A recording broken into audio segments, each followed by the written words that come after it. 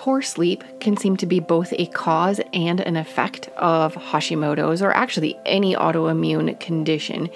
In today's episode, we are going to talk about sleep as one of the triggers of Hashimoto's and what you can do about it. You are here listening to Health with Hashimoto's because you want to discover a true, simple, and sustainable path to whole health. And that's what I'm here to help you do. I am Esther. I am a registered nurse. I help women diagnosed with Hashimoto's find hope, healing, and energy without becoming overwhelmed with all the shoulds of an autoimmune disease. So let's talk about sleep. Too much sleep or too little sleep can both mess up your TSH. That's the first lab that they typically look at when they're assessing your thyroid function. Now, TSH is actually your brain telling your thyroid gland we need more or we need less of the thyroid hormone. But too much sleep can cause an irregularity in your TSH, and too little sleep can cause that. We don't want either. Your body is designed to be in balance. Too much of anything is not usually good. Too little of anything is not usually good. So when it comes to sleep, typically you are looking for between 7 and 8 hours. Now that's on average. Everybody is individual, and perhaps you need a bit more. Perhaps you don't feel like you need as much, but we know that everybody needs sleep, and 7 to 8 hours seems to be about average for what you need. Now, what does your body do during sleep? Why do you need sleep? Is it true I can sleep when I'm dead? Well, if you live by that motto, you will actually die earlier. So don't do that. We need to prioritize sleep every single night, at least as much as possible. Now, there are seasons of life where sleep is very difficult. As a mom of 4 boys, I know how pregnancy can be for sleep. I know how pregnancy with a toddler can be. And of course, the newborn stage and all of childhood, actually. When you're a mom, or when you're a dad, your sleep can be interrupted. And so I recognize that, and I affirm how much you're trying to do well for your own sleep. All we can do is the best we can do today. As we've talked about on this podcast several times before, to develop an autoimmune condition, you have 3 things. You have a genetic component, you have a gut component, and then you have a trigger. Now, sleep, some people put it in the trigger category, and some people put sleep as a stressor on your body, and then stress is a trigger. Either way, we need to address sleep. What does your body do during sleep? Let's talk about that first. Number 1, it cleans things out. When you are sleeping, your brain actually runs a dishwasher cycle. Now, during the day, you are up and walking around, and when you're doing that, your lymphatic system, it's like the garbage disposal system of your body, it is removing the trash from everywhere except your brain. When you're sleeping, your glymphatic system, which is in your brain, that helps clean out the brain. It only happens while you're sleeping. Your body also does some cleaning while you're sleeping. When you are in your deep sleep cycle, that is when your body prioritizes healing, repair, and detox. During the deep sleep, your T cells, those are the ones that go out. They're the fighters, they're the bodyguards of your immune system. They actually go into your lymph nodes and they get re-sticky because when they're fighting during the day, they need to stick to the bad stuff and destroy it. This crazy thing happens during your sleep that your body re-energizes the T cells. And quite honestly, when I was looking in the research, the scientists don't quite understand what's happening. They just know that when you sleep better, your T cells, which they can't find at night, so they're assuming they're hiding in the lymph nodes, your T cells work better during the day. So when you are sleeping, that is when your body is doing its healing, it's repairing, it's detoxifying, and it's maintaining the effectiveness of your T cells. So if you want a well-functioning immune system, which of course we do, that's what we're seeking after as somebody with an autoimmune disease. If you want a well-functioning immune system, prioritizing healthy sleep has to be at the top of your list of things to do, right? Another thing that your immune system does during deep sleep is just like the brain creates memories while you're sleeping. It processes the things that you did during the day and it creates memories. Your immune system does the same thing. Now, I don't know how you feel about vaccines, but they have studied people who have gotten vaccines over the years, and those who sleep well after a vaccine, their body creates better memory for those vaccines. Now I'm talking traditional vaccines. I'm not talking about gene therapy, mRNA. I'm talking about traditional vaccines. Your body will create memory to that toxin, and you'll be able to better respond in the future. People who received vaccines and who did not sleep very well after that had a poorer immune response to that vaccine. So sleep is very important for your immune system. It's important for a lot of stuff. And of course, I've talked about sleep quite a bit on this podcast because it's one of the things that you can prioritize the most to help your body. So what does an ideal night of sleep look like? Well, like I said, it's about 7 to 8 hours. As you sleep, you go through sleep cycles, and each of those cycles takes around an hour and a half, and that can be a little more or a little less. Within that sleep cycle, there's 4 stages, and they range from just dozing off to really deep sleep. And then in between, there's the rapid eye movement sleep. That's when you dream. That's typically called REM sleep, and then there's the light sleep. So those are the 4 stages of sleep. Earlier in the night, you have more deep sleep, and later in the night or towards morning, you typically have more REM sleep. It is important to get all 4 stages, and it is important to get enough of each stage because your brain and your body are doing important things during each stage of sleep. If you have something to track your sleep stages, I use an Oura ring. I really like it. I know there's other wearables on the market that also help you track your stages of sleep. If you're tracking it, you're looking for about 20% of your total night sleep to be spent in deep sleep and about 20% to be spent in REM sleep. So if you sleep for 8 hours, that would be about an hour and a half of each of those. And I wish I could tell you one specific thing that would help your deep sleep and one specific thing that would help your REM sleep, but it is so specific to you. If you are struggling with sleep, sleeping too much and not feeling alert, or not able to sleep very well, or if you're sleeping a solid 8 hours and your deep sleep is just teeny tiny, or your REM sleep is teeny tiny, I wish there was something I could say that, do this and you will have great sleep. But that's not how it is because you are a unique human being and each one of us has our own path to health. I can tell you some things that work across the board in generality, but I cannot tell you exactly what works for you. And that's why you have to be the CEO of your own health. You have to look and see, this is what I've tried, and this is what happened, and this is how I'm going to adjust. That's just your job as the CEO of your own health. So some of the things that can generally help would be expose yourself to bright light in the morning. Of course, when you're sleeping, that's related to your circadian rhythm. It's the waking up and the going to sleep rhythm of each day. So exposing yourself to bright light first thing in the morning can help with all of this.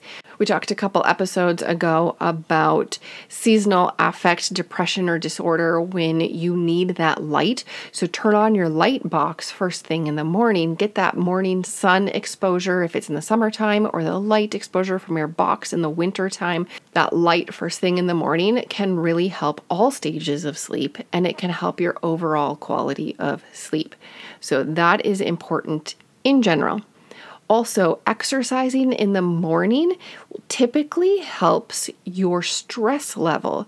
Now, if you have a wearable like an Oura Ring or a watch or something that tracks your heart rate variability, that's the HRV, that is an indication of your parasympathetic nervous system, or that rest and digest phase of your nervous system. It's the opposite of fight and flight. So when your HRV is higher, that means that your stress response is doing better. Your parasympathetic nervous system is functioning more than your stress response. Exercising in the morning typically helps your HRV, your heart rate variability, improve overnight. So it helps your stress response overnight. So that's going to be a good thing to do if you can. Now, if you can't, so then you'll want to have a really good cool down after your exercise. Try to get it as early in the day as you can, early afternoon or right after work if you work up until supper time. The later you exercise in the day, the more that impacts your sleep, both the quality of overall sleep, but also your stress response during sleep and your heart rate. Your heart rate is typically higher at night if you exercised later in the day, and your HRV is typically lower, meaning your body is under more stress. And of course, stress is one of the biggest triggers for autoimmune problems. So we want to minimize stress, especially during the time of day when our body is trying to heal and repair and detoxify. Other things you can do for sleep that we've talked about in the past is minimize the blue light as much as you can. If you have any screens, they are emitting some sort of blue light on that spectrum. So limit screens as much as you can. Get some amber colored blue blocker glasses. If you see me on any Zooms or anything in the evening, I typically will have my amber colored blue blocker glasses on. I look like a dork, but I don't care because I care a little bit, but I need good sleep, and I need good sleep more than I care about what the other person on that Zoom cares about what I'm wearing. So prioritize what you can do to improve your sleep quality. So minimize that blue light. Another thing that really helps, and it's very difficult, is take your thoughts captive. In my free 5-day email course, Jumpstart into Refreshing Sleep and Rest, I talk to you about the 2 trains that your mind can jump on and how to get off of them. The 2 trains are the overthinking, the what ifs, and then also the I have too much to do. Either one of those, when you're jumping on that thought train, it can totally derail your sleep. In the email series, I help you get off of those trains. But taking your thoughts captive is what we have to learn to do. And I have learned this the hard way. I thought I was doing okay. And then I realized, for a couple weeks, my HRV overnight was really low, meaning that I was stressed. And so I started to analyze, what are my first thoughts upon waking? My very first thoughts in the morning when I wake up, or in the middle of the night when I woke up, were what I needed to get done to make things secure for my family. Finances at that time were very tight, and I realized I was waking up immediately thinking about finances and what I needed to do that day to help my family be in a secure place for our budget. Once I realized that, then I had the work of taking those thoughts captive. I had to decide, this is what I want to focus on in the morning, or this is what I want to focus on when I wake up and when I go to sleep. And so for me, I chose, I'm going to listen to this soothing Irish voice reading the Psalms to me. And I tried that, and then I realized that wasn't working because I needed something that was short, like a mantra that I was saying. So I chose for myself one Bible verse, and every time my thoughts started to wander into that stress mode, whatever it was that was stressing me out, I pulled them back in and I repeated that one Bible verse. Taking your thoughts captive can be difficult because your brain likes to have repetitive thoughts because it's easy. I'm sorry to tell you this, your brain is lazy. My brain is lazy. All of us have lazy brains. Our brains want to do what they're used to doing. So getting them on a new path of thinking can be difficult, but it's worth the difficulty. So figure out what you want to be thinking about. What mantra or what Bible verse or what thoughts do you want to be thinking? What do you want to be focused on while you're falling asleep if you wake up in the middle of the night and first thing in the morning? And then work on taking your thoughts captive and redirecting them in a direction that is not going to cause increased stress. We've talked a lot about gratitude on this podcast because keeping a gratitude journal can direct your thoughts into positive areas, and it does help with sleep quality and quantity. So keeping a gratitude journal is one of the things that you can do to help keep your thoughts captive and to help your sleep. I have other ways to do that also in that jumpstart into refreshing sleep and rest, and links, of course, are in the show notes. Sometimes our sleep can be interrupted due to nutrients. And quite honestly, there are so many different nutrients that can interrupt sleep that I cannot go through all of them. The biggest one is magnesium. In fact, people who are looking for a sleep medication who don't really want the medication, the first thing that the doctor will often talk to them about is magnesium, because magnesium works so well on sleep. It helps our muscles relax. Magnesium helps with sleep for both quality and quantity. And of course, when you're looking at sleep, you want both. You need enough sleep, but not a crazy amount, and you need good sleep. So magnesium is one thing to look into first. Magnesium is one of the biggest mineral deficiencies that we face as a world. And yes, if you live in the United States, if you live in Australia, if you live in Europe, wherever you're listening from, there is a very high chance that you could be short on magnesium. I know we tend to want to think that nutrient deficiencies only affect people in other places. We never want to think that we have a nutrient deficiency. Quite honestly, according to the research, most of us have at least one nutrient deficiency, if not many. So magnesium is something to try. Just a heads up, flooding your body with a whole bunch of magnesium. I said that it helps relax muscles. Well, it also helps relax the smooth muscles in your gut. So if you have too much, it can lead to some loose stool.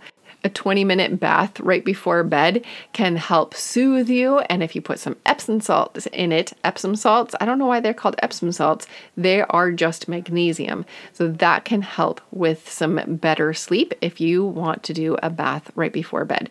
Otherwise, you can obviously take magnesium as a supplement as well.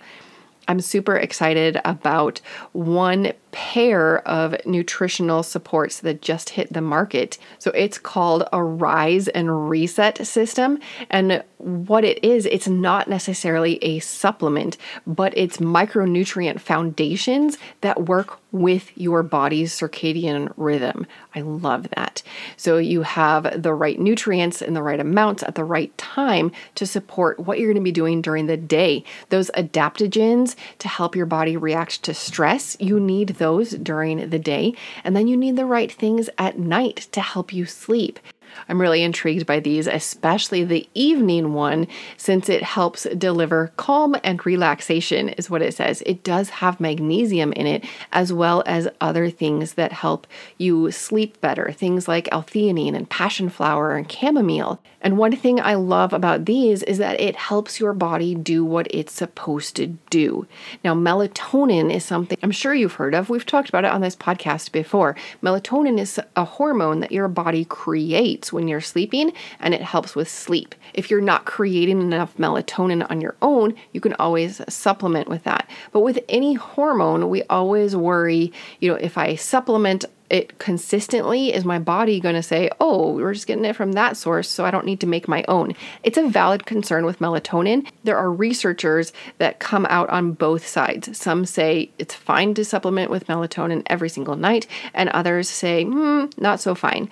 So you have to make that decision on your own. What I like about this Rise and Reset is that it doesn't contain any melatonin or any hormones. Instead, it helps your body do what your body is designed to do. Personally, I have been taking CBD with CBG and CBN for several months because I have noticed that combination helps my deep sleep. This Rise and Reset just hit the market, and I'm really looking forward to seeing what that does for my deep sleep because, again, it's supporting all of my own body's processes.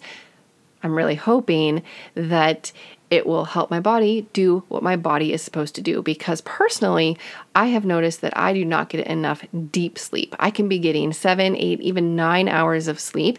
And before I started working on my deep sleep, I was getting 20 to 30 minutes of deep sleep. Now I am up to around an hour to maybe an hour, 15 minutes of deep sleep.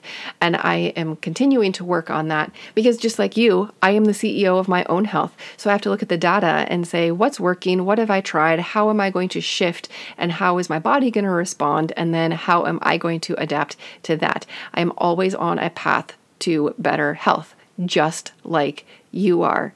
And one of the things that I've been focused on for over a year now is better quality sleep, because I know that that is one huge thing that I can do and that you can do to create better overall health.